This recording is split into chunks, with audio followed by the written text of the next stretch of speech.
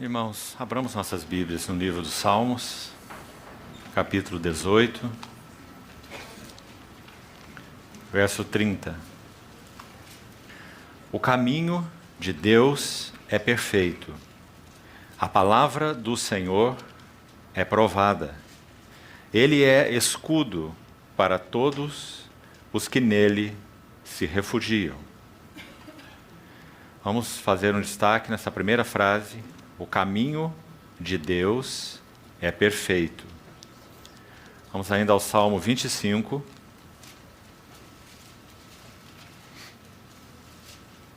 Versículo 4.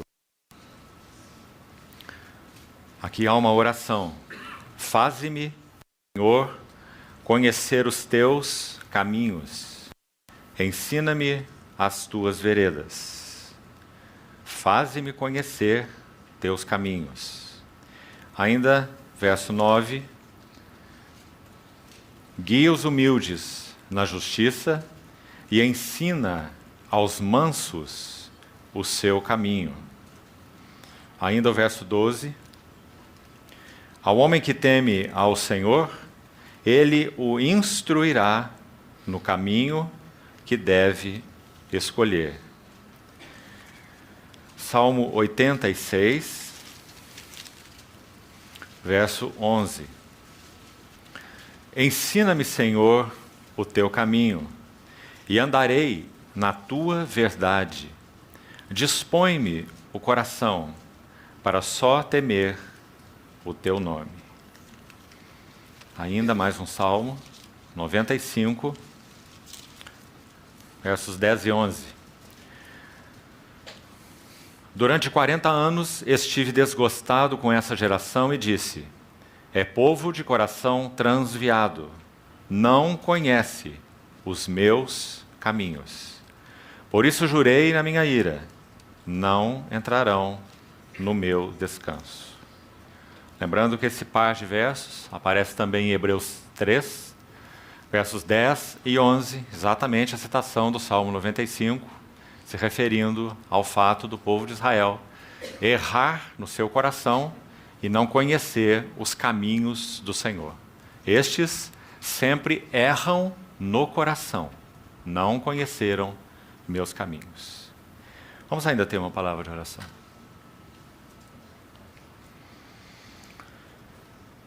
Querido Pai Celestial, somos muito agradecidos, porque consideramos um grande privilégio nos reunirmos no nome do Teu Filho, o Senhor Jesus. Obrigado também por termos Tua santa palavra aberta diante de nossos olhos. Ela realmente é lâmpada para os nossos pés e luz para os nossos caminhos. Por isso nós oramos como salmista, que o Senhor abra os nossos olhos para que possamos conhecer os Teus caminhos e sermos ensinados nas Tuas veredas. Usa esse tempo de comunhão, lançando pelo Teu Espírito profunda luz nos nossos corações, para que sejamos confrontados, alentados, encorajados, advertidos, e tudo aquilo que o Senhor mesmo, por Tua graça, deseja realizar nos nossos corações, nesse tempo de comunhão. Nos entregamos a Ti, Senhor, e esperamos toda provisão de Ti. Em nome de Jesus. Amém. Queridos irmãos, hoje então, com a ajuda do Senhor, damos o primeiro passo de 4, se o Senhor permitir, nesse fim de semana prolongado. E o encargo que o Senhor tem depositado no meu coração para esses dias é falar algo sobre o caminho da experiência espiritual. Na verdade, esse encargo já tem permanecido no meu coração há algumas semanas ou meses. Nós tivemos, há 2 ou 3 semanas atrás, um encontro em um outro contexto, onde buscamos estudar inicialmente, não podemos completar pela extensão, os chamados Maskil, ou salmos didáticos. Aqueles salmos são numa série de 14, conforme a divisão de nossas Bíblias, e 13 no original, já que os salmos 42 e 43 são um salmo só no texto original. Então, 14 salmos na nossa Bíblia, 14 salmos devido à numeração. O que há de interessante ali foi o assunto então passado, não é nosso assunto para agora, apenas fazendo uma conexão aqui, é que esses chamados masquil, palavra que aparece unicamente nos Salmos e em nenhum outro lugar na Bíblia, tem o sentido de instrução, de prudência, de ser instruído. E aqueles salmos, por isso, são chamados de didáticos, ou salmos de instrução, salmos didáticos. Assim é traduzido na nossa versão em português, masquil, salmo didático. Eles apresentam um caminho de experiência espiritual. Esse é o ponto. Quando nós estudamos aqueles masquil um a um, nós vamos ver que não apenas eles apresentam um caminho de experiência espiritual, mas apresentam um caminho ascendente de experiência espiritual. Sabe, irmãos, isso de muitas maneiras deve nos interessar, por diversos motivos. Se o Senhor permitir, gastaremos tempo, toda a reunião de hoje, fazendo uma necessária introdução para esse tema, que certamente irá nos ajudar, creio assim, espero no Senhor, a sermos checados nesse assunto, particularmente do subjetivismo, no que concerne à experiência espiritual. Todos nós temos muita dificuldade no que concerne a entender bem esse caminho do progresso espiritual, ou da experiência espiritual verdadeira, genuína, que realmente tem sentido, tem conteúdo e consistência diante do Senhor. Porque nós somos, por natureza, extremamente subjetivos e subjetivistas. Então, a grande ajuda que recebemos, naquele primeiro contexto que eu abordava, os masquil, é que nós temos descrito nos Salmos, de uma maneira única, realmente singular, o caminho da experiência espiritual. Interessante que o primeiro Salmo já mostra a primeira base: arrependimento e perdão. Esse é o primeiro passo na jornada e na experiência espiritual. E assim nós temos, como falamos, 14 salmos. E eles passam por vários temas, é claro, já que é um caminho ascendente. Então ele vai falar de arrependimento, perdão, justificação, bem-aventurado o homem cuja iniquidade é perdoada e cujo pecado é coberto. Salmo 32 é o primeiro dos 14, masquil. Então ele prossegue até o Salmo 142 ou 3, se não me engano, o último deles, traçando uma jornada, um caminho ascendente de experiência espiritual, passando inclusive pelo assunto da batalha espiritual. Infelizmente, esse é um outro tema em que, de modo geral, nós somos muito pouco conscientes. O que significa na vida cristã a batalha espiritual? Parece que de tantas maneiras, uma geração de modo geral hedonista na qual nós estamos mergulhados, nós compreendemos, por isso mesmo, muito pouco do assunto batalha espiritual. Mas a Bíblia é tão clara em abordar muitas facetas da batalha espiritual. Romanos, Coríntios, 2 Coríntios 10, Efésios 6 e outros textos mais.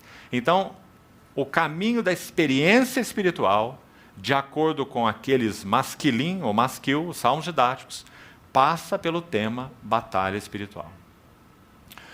Mas, como dissemos, esse não é nosso tema para esses dias. Nós iremos, na verdade, dar um passo para trás do que fizemos nesse contexto anterior, estudando um pouco desses salmos com outros irmãos. Poderíamos dizer que vamos fazer uma introdução a esse assunto dos masquil. Então, estamos andando para trás, ao invés de andar para frente. Mas um andar para trás extremamente necessário. Porque buscaremos entender, usando algumas passagens bíblicas específicas, talvez algo sobre a epístola aos Filipenses, se o Senhor permitir, como a Bíblia é precisa em nos traçar um caminho de experiência espiritual. Claro que cada um de nós tem as suas nuances particulares de experiência com o Senhor.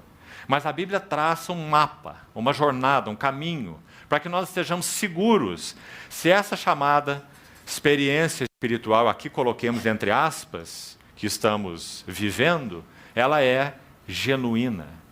Um servo do Senhor do século passado disse assim, ouça bem, toda experiência espiritual que não nos acrescentar algo mais da visão espiritual, da glória ou das glórias da pessoa e da obra do Senhor Jesus, devem ser consideradas de nenhum valor. Qualquer experiência espiritual, me permitam repetir, que não acrescente a nós algo mais das visões, das glórias, perfeições da pessoa e da obra do nosso Senhor Jesus, devem ser consideradas sem valor. Porque se formos traçar uma linha única, reta, digamos assim, só há um assunto nesse tema experiência espiritual.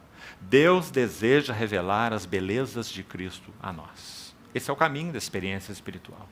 O caminho da experiência espiritual é conhecer e conhecer e conhecer mais das riquezas inescrutáveis de Cristo. E na medida em que isso vai acontecendo por revelação, algo vai se processando em nosso interior. Contemplando a glória do Senhor, nós somos transformados de glória em glória, na sua própria imagem. Em tese, em linhas gerais, esse é o caminho da experiência espiritual. Já está todo resumido nessa frase. Mas claro, irmãos, se a Bíblia é tão detalhada nesse assunto, tão específica como vamos ver em tantos aspectos, então, graças a Deus, nós podemos desglossar isso, esmiuçar isso em mais detalhes. E podemos ver, confiamos no Senhor com mais beleza e clareza, esse caminho do crescimento espiritual, ou da experiência espiritual. Então é isso que vamos buscar fazer. Observe esses salmos que nós lemos, e muitos outros mais. No livro dos Salmos e no livro de Provérbios, mais de 50 vezes nos dois, esse termo caminho ou caminhos aparece. Salmo 119, por exemplo, várias vezes. O autor do salmo, provavelmente Esdras, seja o autor do Salmo 119, o homem da palavra, Esdras, um salmo sobre a palavra. Várias vezes ali você vai encontrar a palavra caminho e caminhos, singular e plural. E como nós já lemos, textos iniciais, escolhemos alguns, uma ênfase, uma oração do salmista, buscando, clamando, rogando realmente ao Senhor que torne conhecido a Ele os seus caminhos. Ensina-me teus caminhos, e então andarei nas tuas veredas. Um outro, poderíamos agregar, que não citamos na introdução, muito conhecido de todos nós, Salmo 139, conclui os dois últimos versos também com uma linda oração no mesmo sentido, dizendo: sonda-me, ó Deus, conhece o meu coração, prova-me e conhece meus pensamentos, vê se há em mim algum caminho mau, e guia-me pelo caminho eterno. Só uma explicação para esse termo, caminho eterno. É o caminho onde Deus anda. Só Deus é eterno. É uma oração do salmista para ser companheiro de Deus nos caminhos de Deus. Então, amados irmãos, esse tema, experiência espiritual, o caminho da experiência espiritual, realmente tem grande relevância para os nossos corações, muito mais em dias de tanto subjetivismo. E que de muitas formas podemos e temos sido, que o Senhor tenha misericórdia de nós, enganados em alguns aspectos nesse tema experiência espiritual. Ainda antes de seguirmos, já entrarmos nessa introdução, que vamos tomar a reunião toda para isso, necessariamente, hoje, eu sei que é conhecido, talvez da maioria dos irmãos que estão aqui, que, também falando de modo geral, há uma forma muito específica de Deus nos ensinar, e que, se estudarmos com atenção os versículos do Novo Testamento, como já foi feito por outros irmãos, um deles muito conhecido de todos nós, um servo do Senhor do século passado, já o fez com muita dedicação, nós sabemos que a maneira primária do Senhor nos ensinar no que concerne ao caminho da experiência espiritual é comungando, revelando, falando, se mostrando ao nosso espírito humano. Então, esse servo do Senhor, não quero propositalmente citar o nome, estudando o Novo Testamento com muita atenção, diligência e cuidado, como era a sua característica, ele separou praticamente todos os versos do Novo Testamento onde o termo coração aparece. E estudando esse termo coração, já que a nossa relação com Deus, filho meu, Provérbios, dá-me o teu coração, pois dele procede as fontes da vida. Estudando esse termo no Novo Testamento, a conclusão que esse irmão chegou foi que o que a Bíblia chama de coração é, por um lado, a sede de nossa personalidade. é o que nós somos. Vamos chamar de o nosso ego. Ego não é uma coisa ruim. Nós não fomos, Deus não intenciona, pela obra do Espírito Santo, destruir nosso ego. Ele intenciona santificar o nosso ego. Porque se o nosso ego for destruído, nós somos destruídos. O ego é o que nós somos, é a nossa personalidade. Jesus tem ego. E o ego de Jesus é absolutamente santo. Ele colocou o seu ego, a sua personalidade humana, o seu eu, né, debaixo de completa submissão ao eu do Pai. Não se faça a minha vontade, mas sim a tua vontade. E em todos os outros aspectos. Né?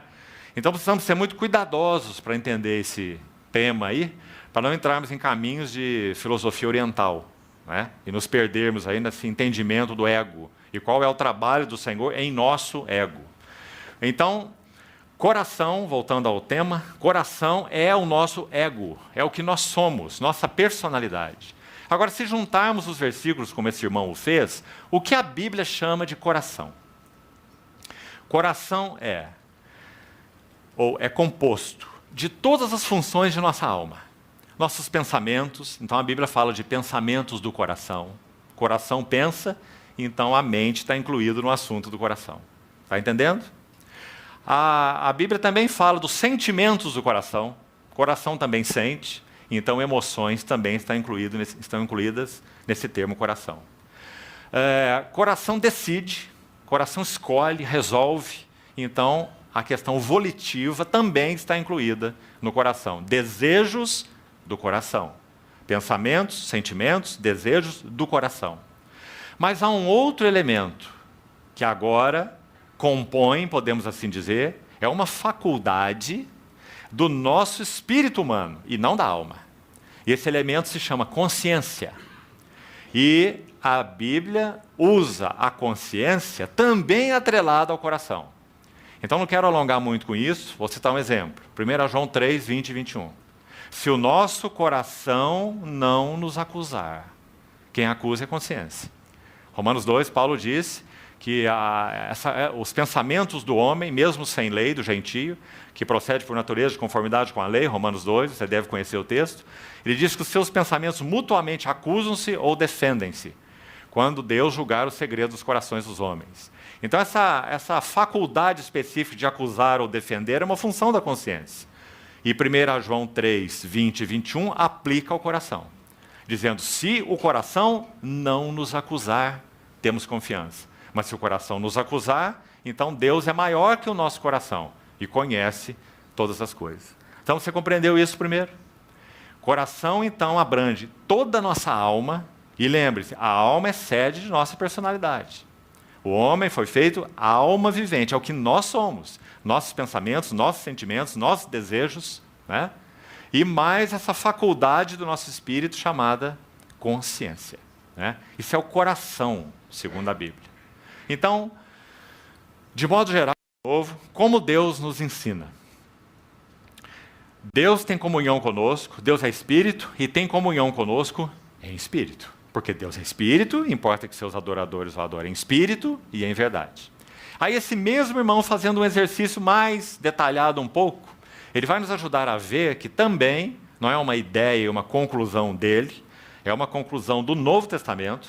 Se você fizer seu estudo, vai chegar a essa conclusão, que o nosso espírito humano ele tem basicamente 3 funções, que também você já deve ter ouvido falar.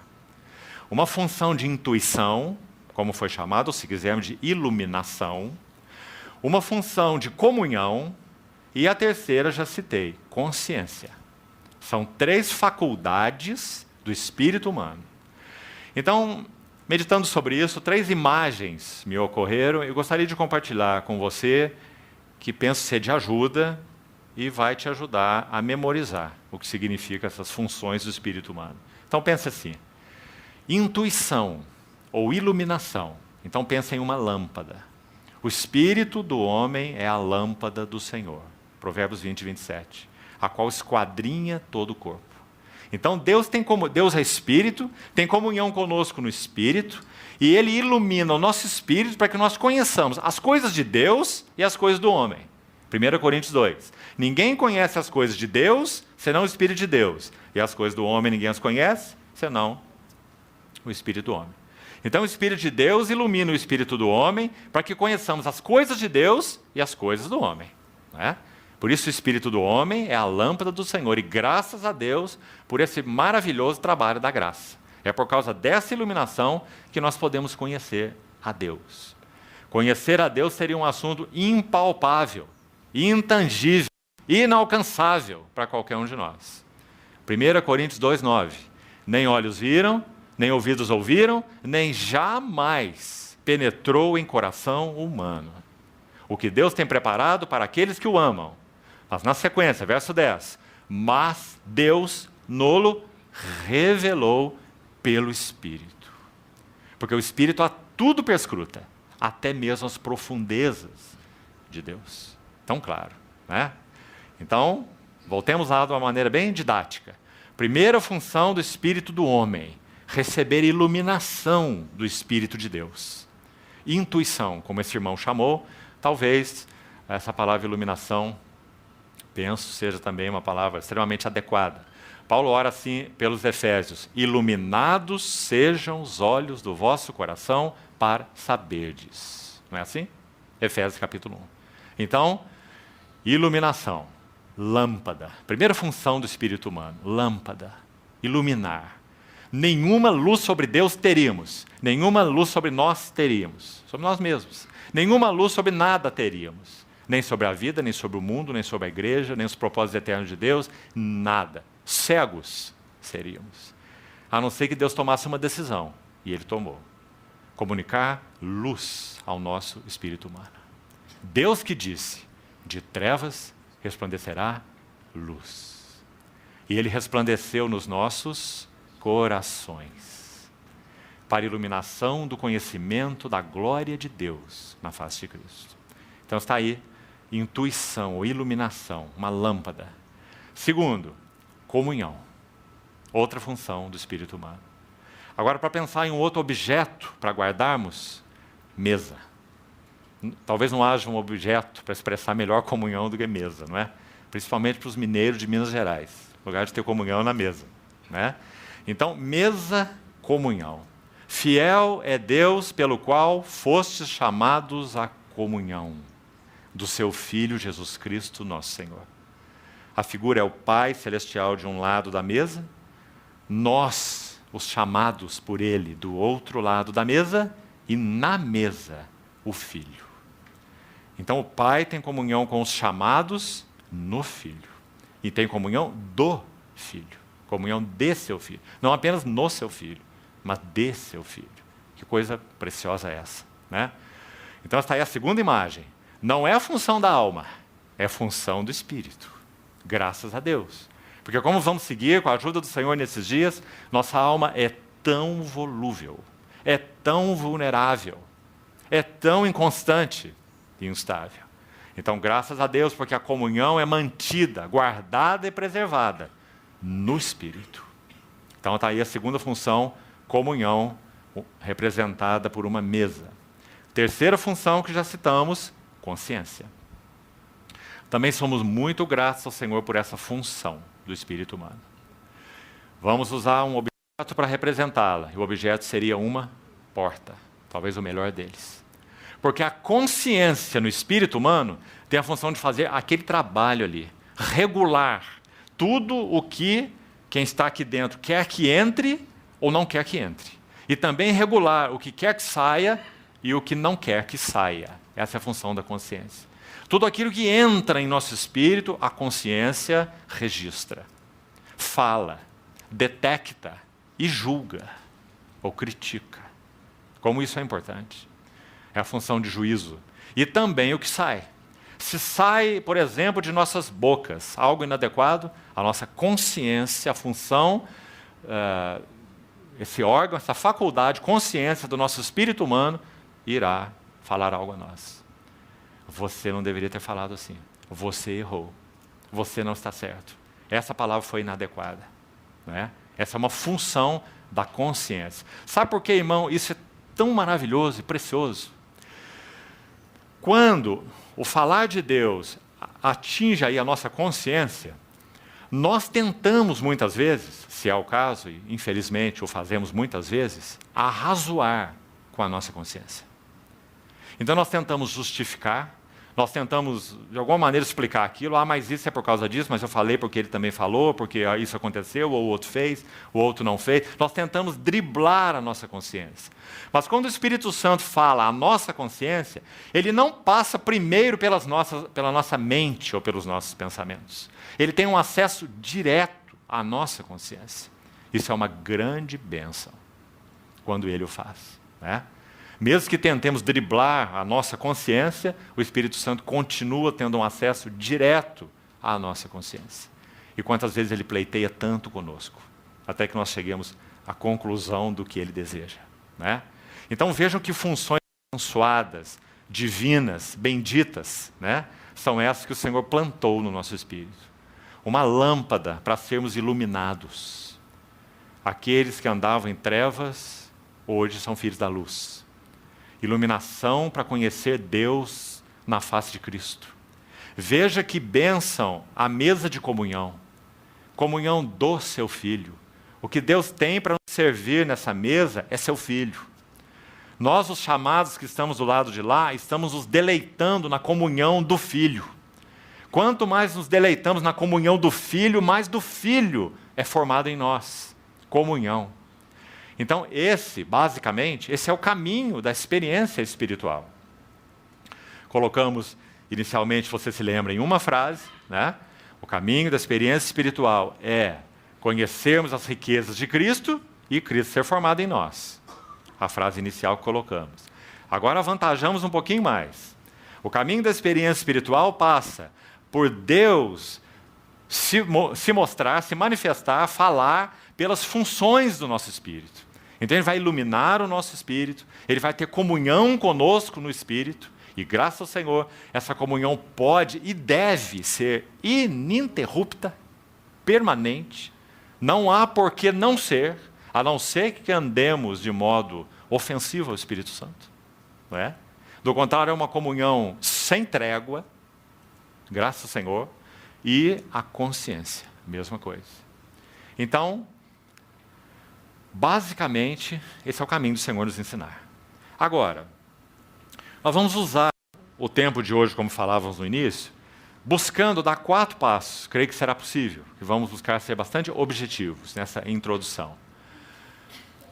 Ligados, esses 4 passos ligados ao perigo do subjetivismo. Irmãos, por que esse tema de subjetivismo?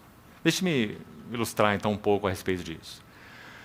Se você tem sido atento ao falar aí, digamos, mais atual de filósofos e basicamente sociólogos, inclusive psicólogos, você vai se deparar com uma frase se ainda não se deparou. E essa frase é: o mundo pós-verdade. Há 30 anos atrás, nós ouvimos, 20 para 30, nós ouvimos com muita intensidade, na mídia em geral, a frase, o mundo pós-moderno. Né? Essa frase já está muito batida. Agora é o mundo pós-verdade. O que isso significa? Em uma frase, não há verdade absoluta. Há a tua verdade, a minha verdade e a verdade dele. E alguns psicólogos usam a linguagem assim: cada um precisa conhecer a sua verdade. Muito cuidado com essa frase. Nós estamos realmente vivendo uma era que antecede o seu clímax, mistério da iniquidade e a revelação do anticristo, na qual era e fase, esse axioma, mundo pós-verdade, será empurrado para dentro da sociedade, como já tem sido, e para dentro da igreja de uma forma absolutamente violenta. Uma enxurrada. Então, queridos irmãos, só há uma salvaguarda para nós. E acho que aqui que nós podíamos começar esse assunto do perigo do subjetivismo. É se nós formos o povo da verdade. Parece que simplesmente essa frase já é intimidadora. Imagina o mundo ouvindo essa frase das nossas bocas. Nós somos o povo da verdade. Vocês são os fundamentalistas, né? Vocês são os fanáticos, os estranhos, os donos da verdade, não é? Mas é isso que nós somos. Nós somos o povo da verdade, porque a verdade para nós é pessoal. A verdade para nós está contida naquele que disse: eu sou a verdade, e não uma verdade, não é? E se nós somos o povo dele, comprado por ele, então nós somos o povo da verdade. Essa é a nossa marca, né? Então toda a nossa experiência espiritual, ela será checada pela verdade. Nós não andaremos em termos subjetivos. E nem acharemos que as verdades de Deus são negociáveis. E nem achamos que o mundo evoluiu tanto que nós estamos na era pós-verdade. Irmãos, Deus tem atuado nesse chamado mundo pós-verdade, como sempre atuou, mas de uma maneira ainda mais visível, não é? Nós o vemos por sua graça, de duas maneiras. A primeira é através de uma soberania restritiva. Se esse Deus bondoso, fiel e amoroso que temos, que conhecemos, não estendesse sua mão e não interviesse com sua soberania restritiva, nós já teríamos nos engolido vivos como geração, devorado uns aos outros. Então Deus intervém com sua soberania restritiva. Ele coloca limites no que o homem é e no que o homem faz. Do contrário, não haveria geração há muitos séculos. A segunda maneira, Deus intervém com a sua soberana graça. Então, por um lado, digamos, sua soberana mão, sua soberania restritiva. Ele diz não e é não, porque ele intervém. Por outro lado, ele intervém com sua soberana graça. E essa sua soberana graça, particularmente, é a sua intervenção na igreja. Agora, queridos irmãos, quando a igreja for retirada, o que será desse mundo chamado pós-verdade? O mistério da iniquidade já opera e aguarda que seja afastado aquele que o detém. Paulo diz aos Tessalonicenses. Então, que era e que hora nós estamos vivendo como igreja do Senhor? Quantos desafios! E como nós precisamos ser o povo da verdade que anda na simplicidade da verdade. E que checa a sua vida, experiências, viver pela verdade. Então, deixe-me citar alguns exemplos para que isso fique mais claro para nós. Primeiro exemplo de subjetivismo. Senhor, nos ajude a checar nossa experiência e nosso coração. Número 1, busca de sensações como evidências da fé. Não estamos interessados em falar de subjetivismo do mundo. Estamos interessados em falar de subjetivismo no cristianismo, para que nós sejamos checados. Então, o primeiro grande desafio que enfrentamos é essa questão de buscar sensações como evidências de fé. Agora, muito interessante que se nós abrirmos nossas Bíblias, vamos fazer isso? Abra, por favor, no livro de Cantares. Aqui recebemos uma graciosa ajuda nesse tema experiência espiritual, no que concerne ao perigo da busca das sensações, para evidenciar a fé, enquanto devia ser o contrário. É a fé que produz os verdadeiros sentimentos espirituais. Por que seria um erro buscar sensações como evidência da fé?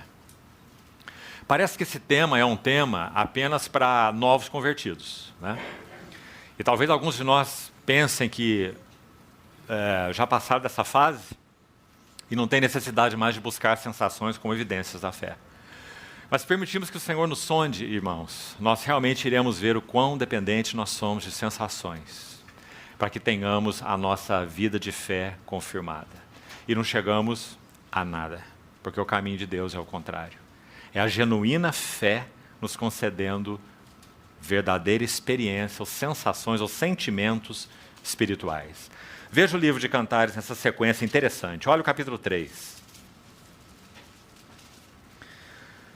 Você sabe que esse é um dos livros mais mal interpretados da Bíblia, né? Alguns acham que ele puramente se refere ao relacionamento matrimonial. É uma posição, de modo geral, de muitos. Outros o interpretam de maneira linda, se referindo ao caminho do crescimento e da experiência espiritual. e concordamos com esses últimos. Não entendemos que esse é um livro apenas de relacionamento matrimonial, mas sim relacionamento de Cristo, da igreja e do crescimento espiritual. Então, apenas uns detalhes sobre ele. Olha o capítulo 3. Essa voz da esposa em direção ao seu esposo. Olha o que ela diz. De noite no meu leito busquei o amado de minha alma. Busquei-o e não o achei. Levantar-me-ei, pois, e rodearei a cidade pelas ruas e pelas praças, buscarei o amado de minha alma. De novo, busquei-o e não o achei. Encontraram-me os guardas que rondavam pela cidade, lhe perguntei, vistes o amado de minha alma? Mal os deixei, encontrei logo o amado da minha alma. Primeiro passo. O amado, nesse livro de Cantares, usa o que podemos chamar de um dispositivo do amor. O que ele quer fazer, se você ler o livro com o mínimo de atenção, é treinar a noiva para um relacionamento mais consistente de amor, de fé, de dependência, de comunhão e de tudo. Ele está treinando essa esposa. Então, no início, ele é tão volúvel, mas quando o livro vai terminando, nós vemos uma esposa muito mais amadurecida. Então, é um caminho progressivo nesse livro. Observe o que esse amado fez aqui. De noite no meu leito busquei o amado de minha alma, busquei e não o achei. Onde será que esse amado foi? Que ele não estava no seu leito de noite, junto com a sua amada. Não é? Dispositivos do amor. O Senhor, vamos colocar em outras palavras, frequentemente retira de nós o senso da presença dEle. Não a presença dEle, o senso da presença dEle. Para que nós sejamos treinados a viver da fé. Esse é o objetivo de Deus. Agora, nós somos tão viciados, e me permito usar essa expressão, estou usando de propósito, nós somos tão viciados em sensações, que então o trabalho do amado é sério com as nossas almas, para nos desintoxicar das sensações a que estamos tão abençoados. Se sinto assim, ou se sinto assim, se ocorre assim, ou se ocorre assim, então Deus está comigo. Né? Deus retira o senso da sua presença, para que sejamos treinados na vida da fé. Porque a fé não depende em nada de sensações. Por outro lado, e o outro lado só vamos chegar depois, a genuína fé concede genuínos sentimentos espirituais, mas nunca o contrário, nunca. Então, vamos dar um passozinho mais. Olha o capítulo 5, Cântico dos Cânticos mesmo, capítulo 5, verso 6. Basicamente, a mesma ideia. A esposa está lá no seu leito, verso 6, ela diz, abria o meu amado, mas já ele se retirara e tinha ido embora. A minha alma se derreteu quando antes ele me falou. Busquei-o e não o achei. Viu de novo? A mesma. Por que será essa história desse amado estar fugindo e escondendo o tempo todo? Se ele ama a sua amada. Não é? Qual a razão? Essa brincadeira de esconde-esconde. Não é? Chamei-o e ele não me respondeu. Um amado difícil esse. Né? Então os irmãos estão percebendo a maneira do Senhor. Retirar o senso da sua presença, treinando a sua noiva na vida da fé. Olha ainda o capítulo 6, o último passo que vamos dar aqui no livro. Para onde foi o teu amado, a mais formosa entre as mulheres? Que rumo tomou o teu amado e o buscaremos contigo? O coro aí nesse livro está incitando a amada, né? Dizendo que rumo tomou esse que é o amado da tua alma. Onde ele está? Por que ele não fica junto de você e não te mantém com as sensações amorosas? Então está aí um exemplo tão simples, tão lindo, desse treinamento proposital do noivo, para então adequar a amada nessa vida da fé. Agora, abram comigo, por favor, Colossenses, mais um texto, para nos ajudar ainda nesse tema, relacionado à busca de sensações. Olha como Paulo coloca isso na Epístola aos Colossenses. Colossenses capítulo 2, vamos ler versos 18, também o 19. Colossenses 2. Ninguém se faça árbitro contra vós outros, pretextando humildade e culto dos anjos, baseando-se em visões, enfatuado ou inchado. É a ideia dessa palavra. Inchaço não é um crescimento, não é crescimento, muito menos saudável, não é? É uma doença.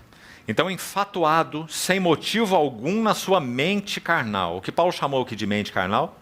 Pretexto de humildade, culto de anjos e basear-se em visões. Irmãos, isso nada mais é do que busca de sensações.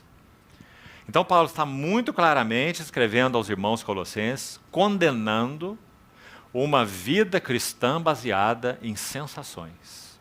Culto de anjos, visões. Enfatuado sem motivo nenhum na sua mente carnal. E não retendo a cabeça, da qual todo o corpo, suprido e bem vinculado por suas juntas e ligamentos, cresce o crescimento que procede de Deus. Um detalhe aqui interessante, essa última frase do verso 19.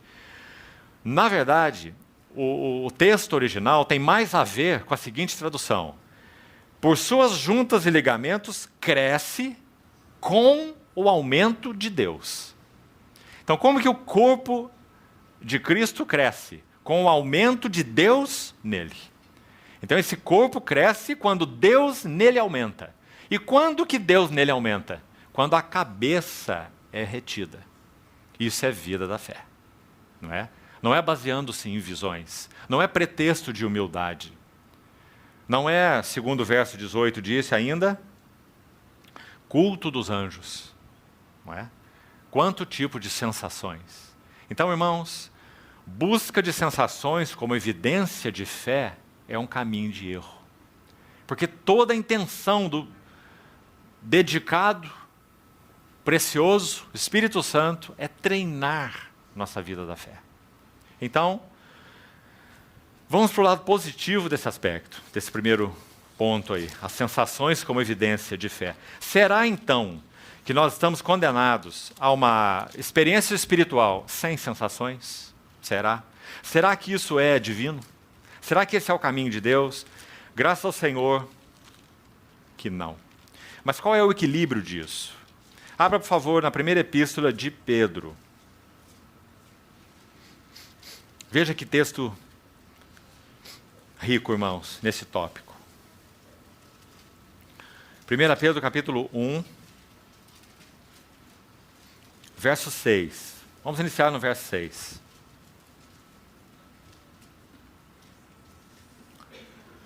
Desde o verso 3, Pedro fala dessa eleição de Deus segundo a sua misericórdia, regeneração, a herança incorruptível nos céus, né? É o contexto aí que você certamente conhece.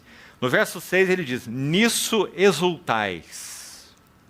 Embora no presente, por breve tempo, se necessário, sejais contristados por várias provações.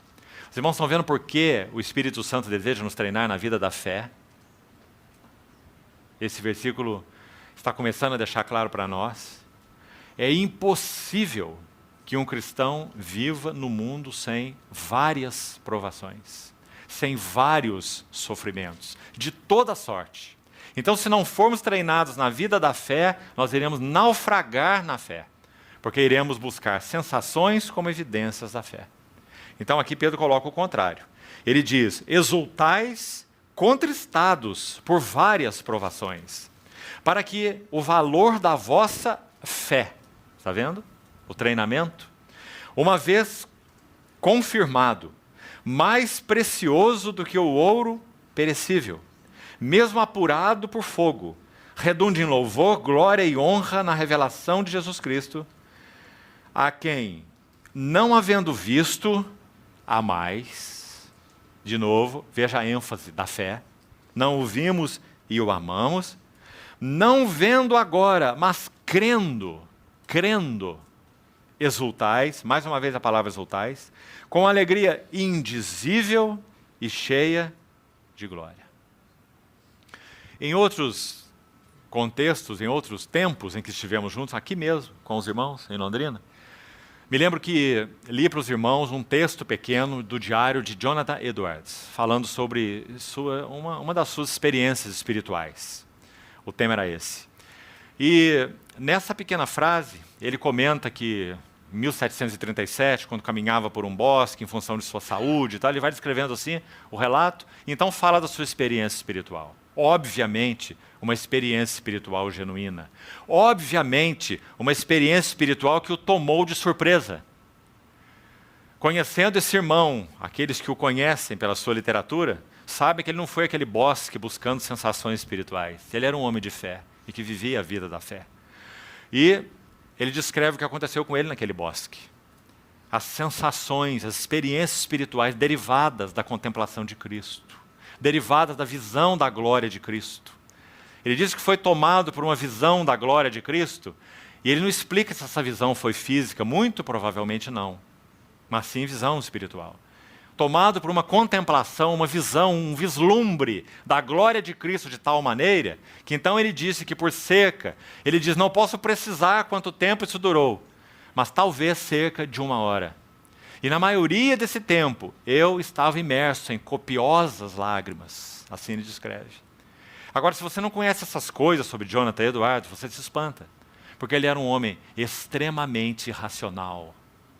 Ele é conhecido ainda hoje como o maior filósofo dos Estados Unidos. Não houve ninguém maior que ele até hoje. Esse irmão precioso em Cristo, Jonathan Edwards. Um intelectual ele era. Ele vai descrever algo das suas experiências espirituais no seu diário íntimo. Posteriormente, esse diário foi divulgado. Não é? Então você vê a relação entre uma coisa e outra. O que Pedro quis dizer com essas palavras que nós lemos, senão isso que Edwards experimentou? No qual, não vendo agora, mas crendo, exultais, com uma alegria indizível e cheia de glória. Será que significa isso? Se temos tido a bênção de conhecer o que isso significa, então nós sabemos. Queridos irmãos, para citar um outro irmão, George Whitefield, outro que viveu na mesma época, um maravilhoso servo do Senhor. Pregou o evangelho de muitas maneiras, para muitas classes de pessoas. Se preocupava muito com a verdade da fé, a fé e a verdade. E certa vez, preocupado com a frieza de alguns, ele disse assim, George Whitefield, nós cristãos precisamos de mais do que um Cristo crido. Também precisamos de um Cristo sentido. Que frase preciosa. Todos nós temos essa necessidade. A vida cristã não é monótona, enfadonha, sem gozo, prazer, alegria. Muito pelo contrário. A descrição dela nas palavras de Pedro é alegria indizível e cheia de glória. Agora, irmãos, precisamos nos checar. Quanto dessa alegria indizível temos experimentado? Lá no quarto secreto. Lá, quem sabe, como George Miller, Dwight Moody, andando pela calçada e experimentando um impacto da presença de Deus, quase que devastador. Quanto nós temos experimentado do significado desse gozo indizível e cheio de glória. Nós não o buscamos, nós o temos por concessão. Porque nosso desejo é conhecer Cristo, na intimidade, na palavra, na comunhão. O gozo é a consequência. Então, 2 vezes Pedro usa a expressão exultai. Não é uma expressão qualquer. Quando estudávamos os masquil, o primeiro deles é o Salmo 32, o Salmo de perdão. E lindo salmo. Bem-aventurado o homem cuja iniquidade é perdoada. O salmo conclui dizendo assim, alegrai-vos, ó justos, regozijai-vos e exultai os que são retos de coração. Alegrai-vos, no mesmo versículo, regozijai-vos e exultai. Regozijar, no texto lá, hebraico, do Salmo 32, se refere a um brado de alegria. Regozijai. Mas quando ele diz exultai, aquela palavra lá, no último verso do Salmo 32, é muito interessante. ela se refere a um pulo de alegria, um salto de alegria. Exultai, ó retos de coração. Será que esses salmistas, será que esses servos de Deus do passado e do presente, será que eles estão extrapolados na descrição das suas experiências espirituais? Ou será que nós é que temos estado aquém daquilo que realmente o Senhor deseja nos conceder, do gozo da sua presença? Mas, amados irmãos, é o gozo da fé. Não é o gozo de quem buscou o gozo. Não é a sensação de quem buscou sensação. E muito menos sensação para confirmar fé. Não. Quando marido e esposa experimentam a alegria da vida conjugal, eles não experimentam essa alegria para confirmar nada. Eles experimentam a alegria porque tem realidade no relacionamento entre eles. Assim com o nosso Senhor. Agora, permanece uma pergunta.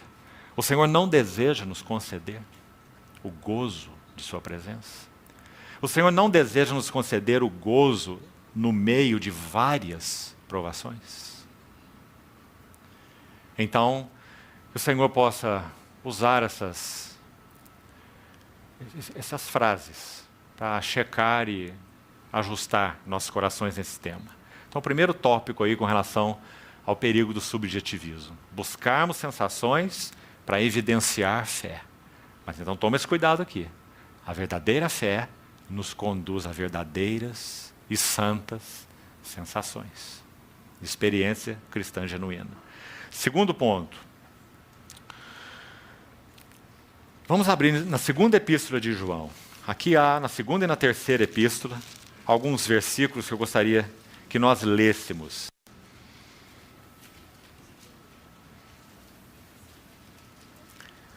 Para buscarmos um segundo ponto que pode ser de ajuda para nós aqui. Basearmos fé em experiências, segundo erro. O primeiro, buscar sensações para evidenciar a fé. Agora o segundo, buscar ou basear fé em experiências. E esse também seria um erro tremendo, segundo a compreensão da experiência espiritual, segundo a Bíblia. Então abra, por favor, a segunda epístola de João.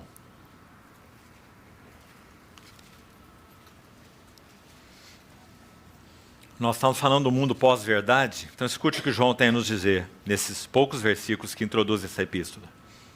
O presbítero, a senhora eleita, e aos seus filhos, a quem eu amo na verdade. Queria que você observasse quantas vezes João vai usar a palavra verdade.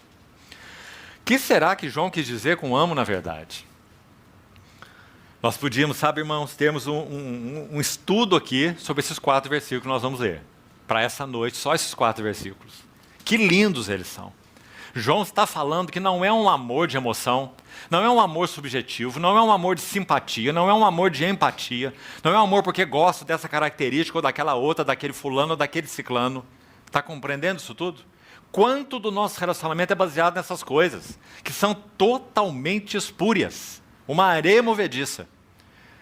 Mas João não faz referência a nenhuma delas. Ele diz, meus filhos eu amo na verdade. Essa era a base sobre a qual João amava. Qual é a base sobre a qual nós amamos uns aos outros? Nós amamos uns aos outros na verdade. Qual é a verdade? Cristo nos amou e se entregou a si mesmo por nós. E nós pertencemos a Ele, pertencemos uns aos outros.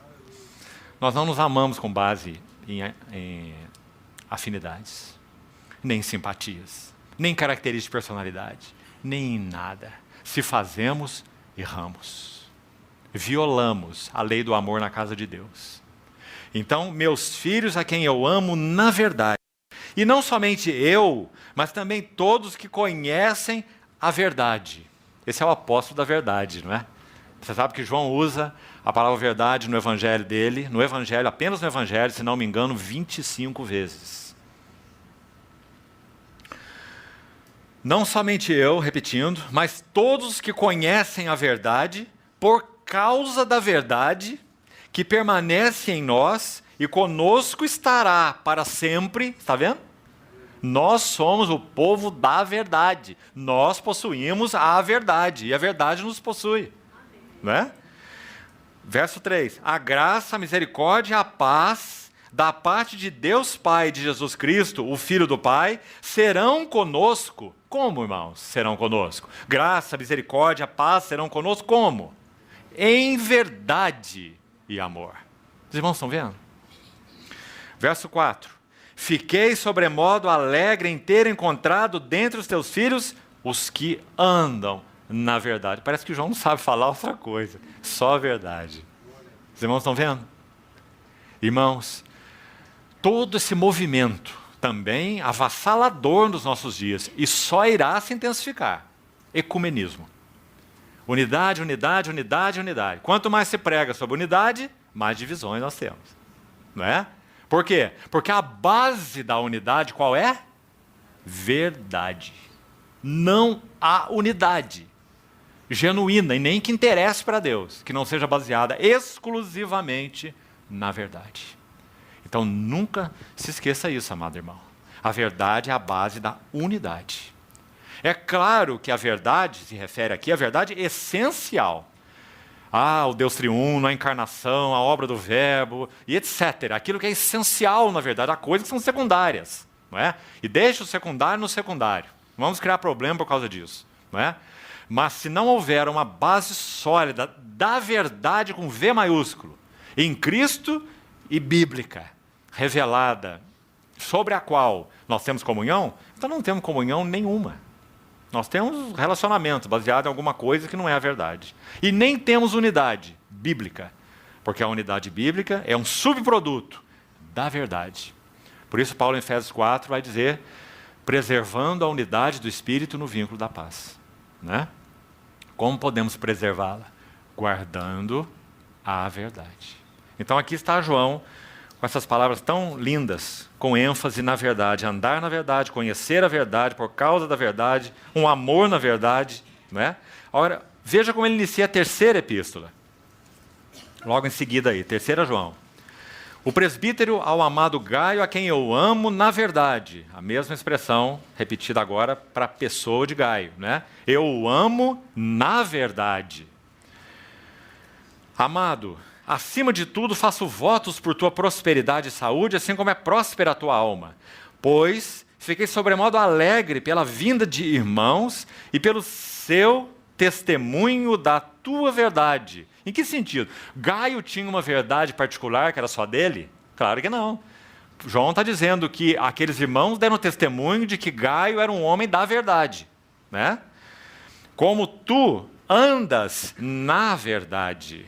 Não tenho maior alegria do que esta, a de ouvir que meus filhos andam na verdade.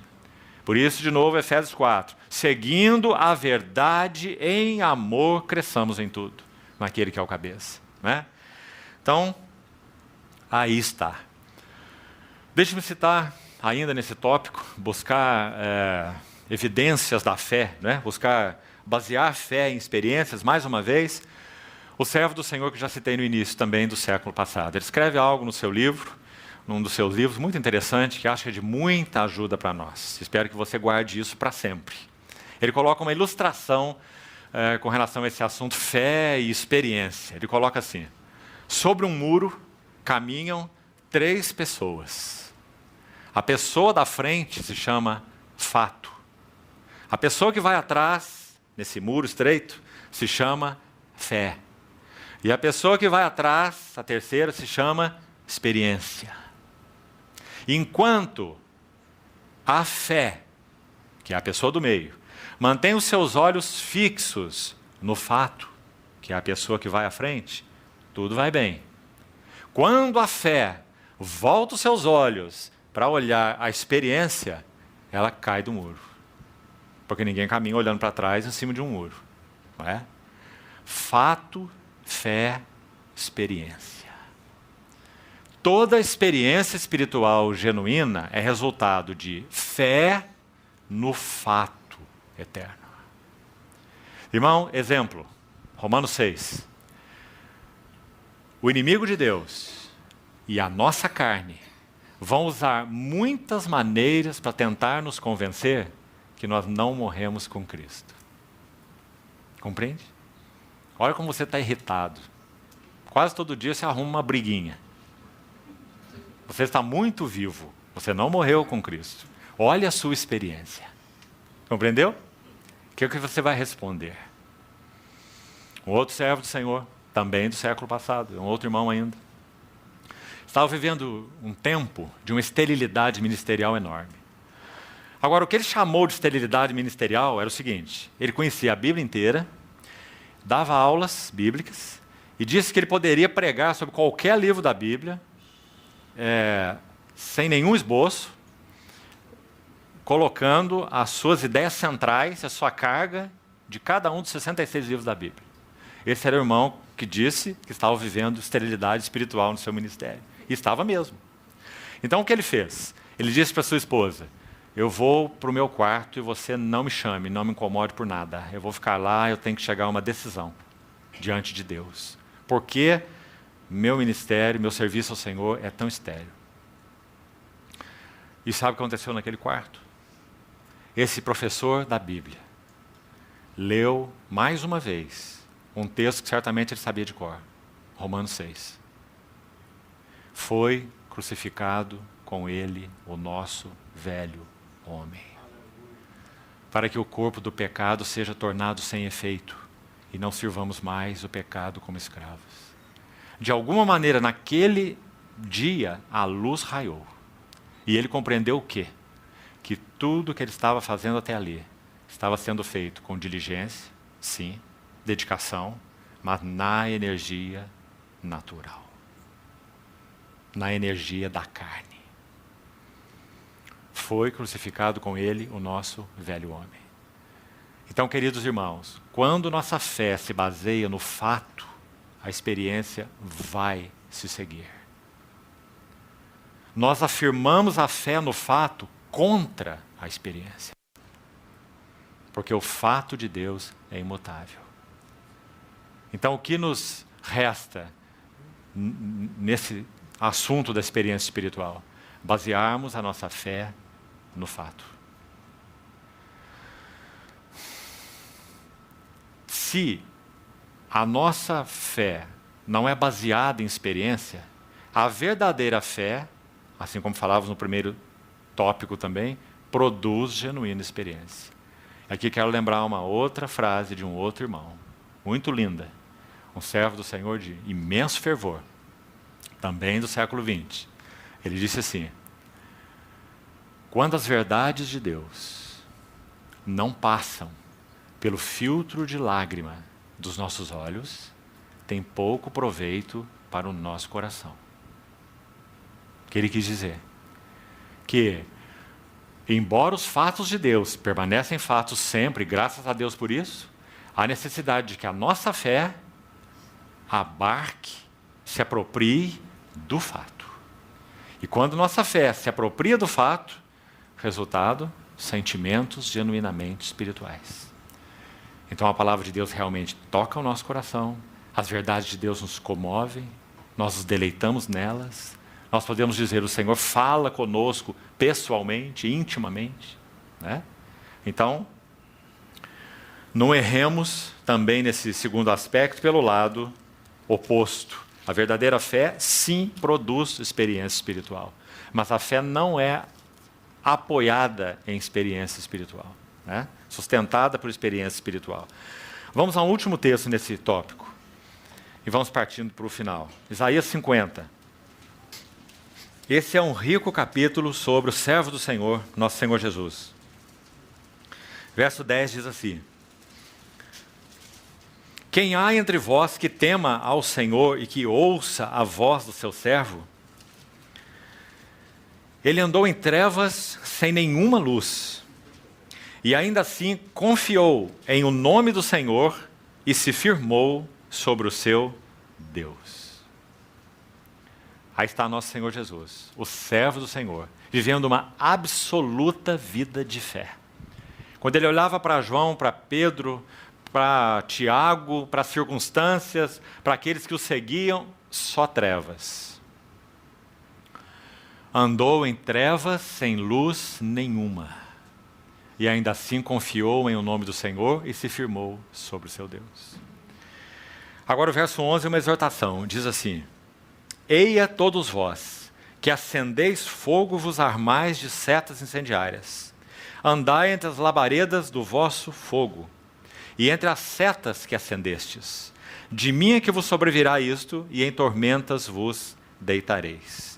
Está se referindo ao povo que buscava um caminho de escape aí por si mesmo, né? Ao invés de ouvir a voz do Senhor, se arrepender e se voltar para o Senhor, eles buscavam um caminho aberto por si mesmos, pelas suas tochas, ou setas incendiárias. Então o Senhor diz: vocês acenderam esse fogo, nesse fogo vocês vão perecer. Então, mais uma vez, a ênfase da vida da fé. E que maravilhoso é que esse texto, desde o verso 4, vem falando do nosso Senhor Jesus. Podemos dizer, açoitado e firme na fé. Cuspido, esbofeteado, arrancaram suas barbas, está tudo aí no texto. E firme na fé. Andou em trevas, sem luz nenhuma. E ainda assim confiou em o nome do Senhor. Terceiro ponto, já estamos indo para a conclusão. Busca de sinais visíveis, mais um assunto sério na questão de subjetivismo. Vamos examinar rapidamente 2 Coríntios, capítulo 4 e alguns versos do capítulo 5. Busca de sinais externos, sinais visíveis.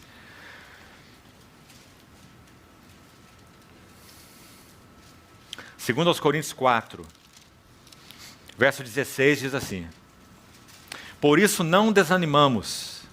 Pelo contrário, mesmo que o nosso homem exterior se corrompa, contudo o nosso homem interior se renova de dia em dia.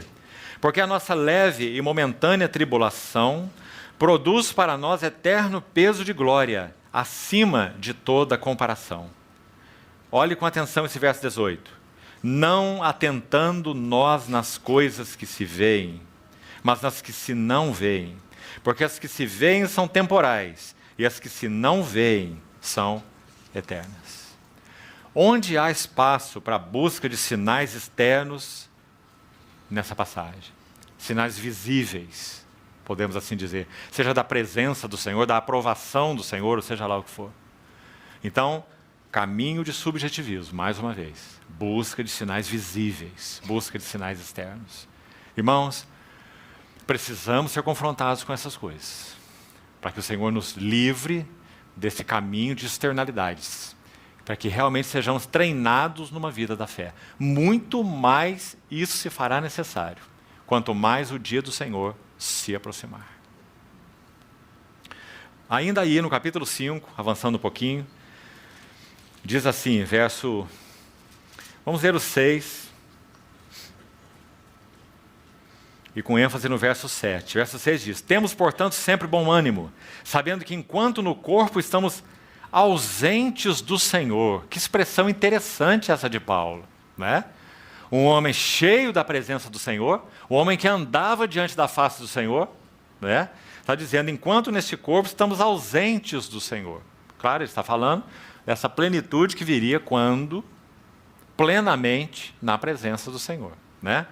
E então, qual é a regra para esse tempo, enquanto estamos ausentes do Senhor nesse sentido? Verso 7. Visto que andamos por fé e não pelo que vemos. E aqui, ainda nesse tópico, acho que seria importante abrirmos também. Abre Hebreus 11, por favor. Olha esse maravilhoso texto da vida da fé e das decisões da fé, particularmente, relacionado a Moisés. Se queremos ilustrar aquele verso de Paulo, andamos por fé e não pelo que vemos, acho que temos aqui uma das mais lindas ilustrações. Hebreus 11, verso 24. Vá acompanhando esses verbos de decisões da fé.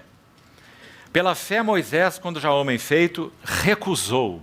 Olha esse primeiro verbo. Irmão, se Moisés fosse olhar suas sensações, ele era o príncipe na corte do faraó. Recusou ser chamado filho da filha de faraó. Segundo, preferindo, mais uma decisão, preferindo ser maltratado junto com o povo de Deus. Terceiro, a usufruir, né? Aqui uma decisão no que toca a esse aspecto negativo, né? Não usufruir prazeres transitórios do pecado. Verso 26, porque considerou o opróbrio de Cristo por maiores riquezas do que os tesouros do Egito, porque contemplava, está vendo? Se você colocar esses verbos em sequência, olha que linda sequência. Recusou, preferiu, considerou, contemplou, ou contemplava o galardão, pela fé abandonou o Egito, não ficando amedrontado com a cólera do rei, e assim conclui, antes permaneceu, é o último verbo, firme, como quem vê aquele que é invisível, não atentando nós nas coisas que se veem, porque as que se veem são temporais, e as que se não veem são eternas. Né? Então, uma ilustração muito linda dessa questão de busca de sinais externos, como evidência de fé. Isso é um caminho de subjetivismo. Isso nos leva a naufragar na fé. E por último, então, aí concluímos. Mais uma marca do subjetivismo. E essa é terrível, amados irmãos. Profunda introspecção. Irmãos, estamos vivendo dias, particularmente, em que talvez esse assunto da introspecção nunca assolou tanto a vida da igreja. E sabe um dos motivos, me permitam dizer, às vezes me sinto, de certa forma, até constrangido em falar essas coisas, mas não consigo evitar. A psicologia acadêmica tem provocado um dano imenso na igreja de Deus e conduzido cristãos a profunda introspecção. Porque esse é o trabalho em si da psicologia acadêmica. Não estou falando de psicologia bíblica, não estou falando de outros assuntos. Estou falando da psicologia em si, a psicologia acadêmica. Ela tem feito um dano tremendo na igreja de Deus. E criado cristãos introspectivos, que olham para si o tempo todo, que cuidam de si o tempo todo, que medem a sua temperatura espiritual o tempo todo. Parece que na grande maioria dos cristãos andam com o seu termômetro debaixo do braço. E o dia todo eles estão tirando sua temperatura, como eu estou ou como eu não estou, espiritualmente falando. Né? Introspecção. Um servo do Senhor disse assim, a introspecção é a pior doença espiritual. E nós vamos encerrar falando um pouquinho sobre isso e concluindo. Rapidamente, para também não alongarmos demais. Escute com atenção. Fé é essencialmente um ato de olhar para fora de si. Nunca é um ato de olhar para dentro de si. Fé é um ato de olhar para fora de si. Exemplo, talvez o mais lindo nas Escrituras, sem dúvida. Números 21, João 3, porque eles são paralelos. Em Números 21, o povo falou contra o Senhor e contra Moisés, mais uma vez, das 10 vezes, essa é uma delas, murmurou contra o Senhor, murmurou contra Moisés, e naquela situação o Senhor enviou ao povo, como juízo, serpentes abrasadoras, que picavam o povo e vários morreram. Então, o povo clamou, né, a Moisés, pediu a Moisés que intercedesse por eles, Moisés orou ao Senhor, e o Senhor tomou uma atitude que é extremamente interessante. Porque se foi ele que enviou, qual era a dificuldade do Senhor retirar as serpentes que ele enviou? Nenhuma. Mas ele não fez isso. O que ele fez? Levante uma haste, uma serpente de bronze sobre uma haste. Coloque-a numa haste. E todo o mordido, o envenenado, já que eram serpentes venenosas, todo esse mordido que olhar para a serpente de bronze, ficaria curado. Não retirou as serpentes. Proveu uma serpente de bronze, para que eles olhassem para aquela serpente. Se eles fossem picados e as serpentes eram venenosas, e eles olhassem para essa picada, para essa dor, para esse veneno, para essa necrose, assim eles morreriam. Certo? Estariam olhando para si próprios e para o que aquela serpente causou.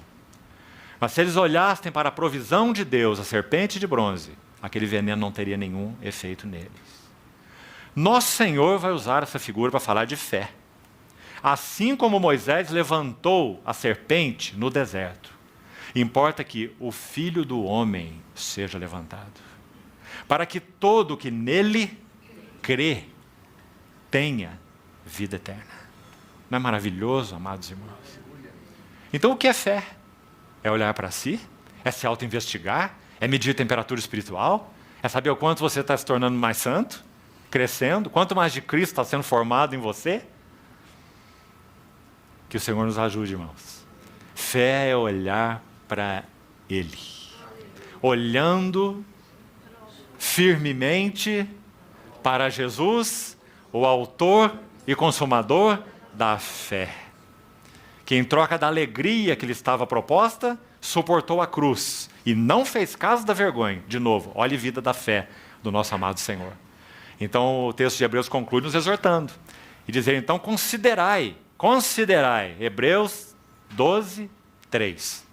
Considerai esse que suportou tamanha oposição dos pecadores contra si mesmo. Porque ele viveu a vida da fé, então ele pôde suportar a oposição. Não buscou sinais visíveis, não buscou sensações, não buscou experiências. Andou em trevas sem luz nenhuma, como nós vemos no capítulo 50. Graças a Deus por essa vida maravilhosa do nosso Senhor Jesus. Então, suportou tamanha oposição dos pecadores contra si mesmo, para que não vos fatigueis, desmaiando em vossas almas. Está aí o que a introspecção faz conosco. Desmaio espiritual. Desmaiando nas nossas almas. Então não foi por menos que esse servo do Senhor disse, não há doença mais maléfica na vida cristã do que introspecção. Mata a vida da fé. E a jornada com o Senhor. Fé é olhar para outro. Fé é olhar para fora. Quanto mais da beleza de Cristo vemos, mais nós vemos aquilo que é necessário ver sobre nós.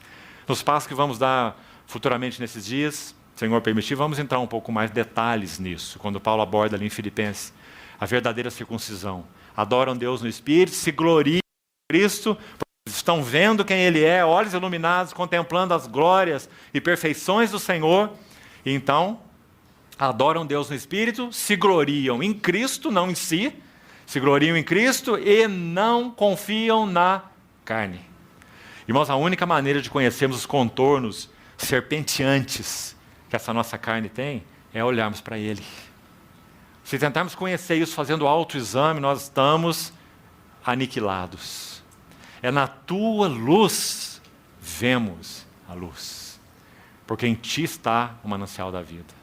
Então está aí o quarto elemento, essa profunda introspecção. Agora, eu listei uns resultados aqui, e eu queria citar para os irmãos. Nós vamos terminar com eles, não vou explicar nada sobre eles, não. Faça você o seu exercício.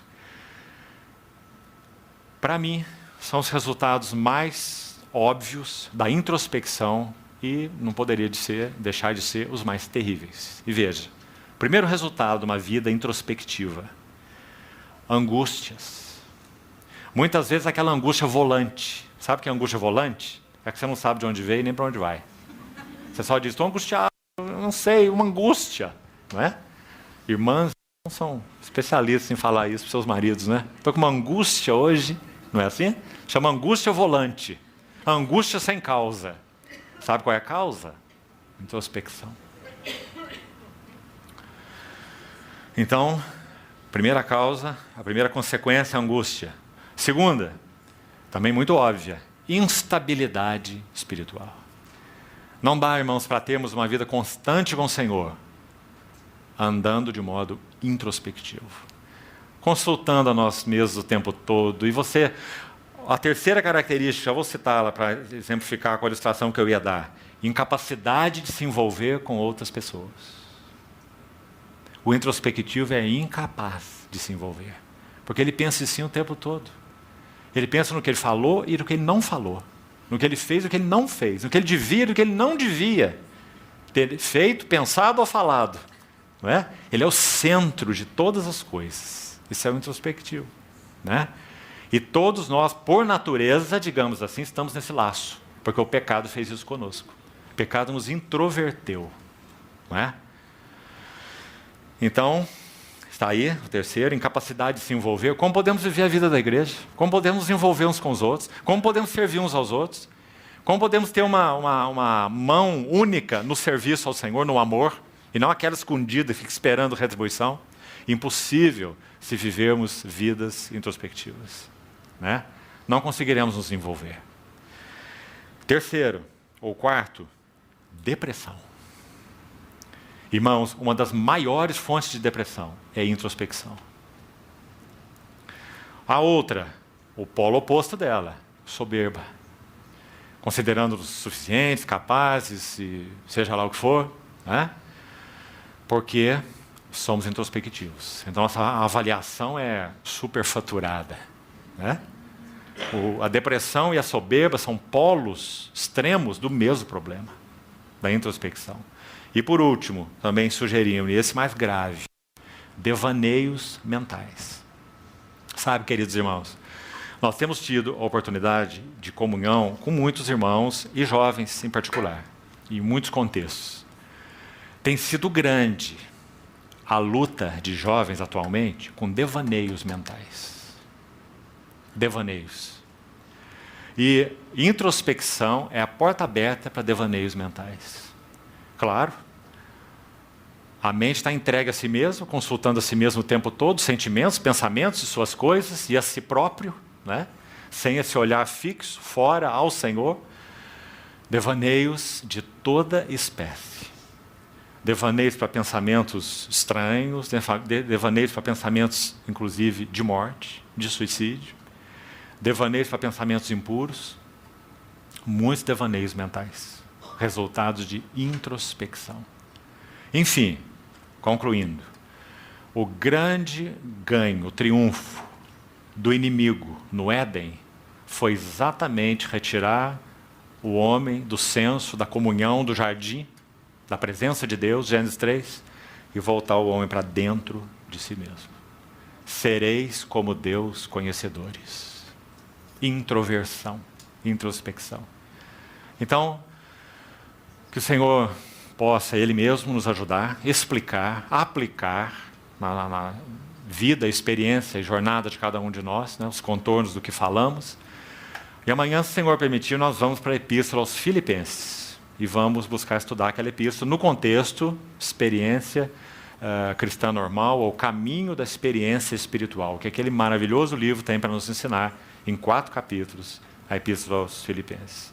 Então, vamos encerrar por hoje, vamos orar. Senhor, nós entregamos a Ti com confiança, uma vez mais, as nossas vidas, o nosso coração, os nossos pensamentos, nossos sentimentos, e pedimos ao Senhor que faça esse trabalho tão único, santo, divino, que só o Senhor pode, aplicar a Tua palavra como uma adaga afiada de 2 gumes dentro de nós, separando aquilo que precisa ser separado, o terreno do celestial, a carne do espírito. E, Senhor, nos dá a entender qual é a genuinidade do caminho da experiência espiritual. Não nos deixe perdidos, confundidos, em distrações. Guarda-nos, Senhor, te suplicamos. Sobretudo, levanta os olhos do nosso coração para que sejamos ávidos e constantes em contemplarmos as glórias e perfeições do Filho do Teu amor. Obrigado, Senhor, porque o Senhor já lançou luz no nosso espírito para que possamos Te conhecer. Ajuda-nos, Senhor, Te pedimos, ajuda-nos, para que mantenhamos olhos fixos, estáveis em Ti. Mesmo que andemos em trevas, sem luz nenhuma, ensina-nos o caminho da vida da fé, Senhor. Assim Te pedimos, felizes, bem-aventurados, porque Te pertencemos, Senhor amado. Em Teu nome precioso oramos. Amém.